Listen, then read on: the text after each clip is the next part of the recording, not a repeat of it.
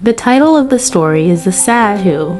Akbar came to the throne when he was only 13 years old. In the years that followed, he built one of the greatest empires of his time. He lived in unimaginable splendor.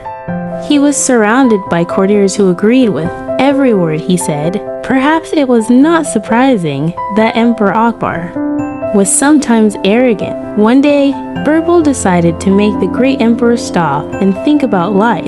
That evening, as the emperor was going towards his palace, he noticed he could not believe his eyes. A strange sadhu in ragged clothes, right in the middle of the palace garden. The guards would have to be punished for this, thought the emperor furiously as he walked over to that sadhu and prodded him. "Here, fellow," he cried. "What are you doing here? Get up and go away at once." That sadhu opened his eyes. Then he sat up slowly. "Huzur," he said in a sleepy voice. "Is this your garden then?" "Yes," cried the emperor. "This garden, those rose bushes, the fountain beyond that, the courtyard, the palace, this fort, this empire, it all belongs to me." Slowly that sadhu stood up. "And the river, Huzur, and the city, and this country." Yes, it's all mine," said the emperor. "Now get out."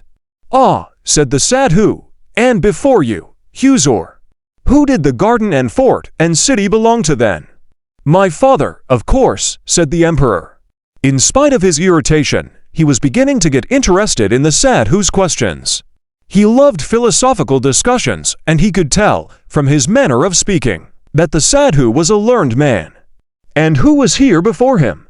the sadhu asked quietly. "His father, my father's father, as you know." "Ah," said the sadhu, "so this garden, those rose bushes, the palace and the fort, all this has only belonged to you for your lifetime. Before that they belonged to your father, am I right? And after yours time they will belong to your son, and then to his son." "Yes," said the Emperor Akbar wonderingly. "So each one stays here for a time, and then goes on his ways?" "Yes." "Like a dharmashala?"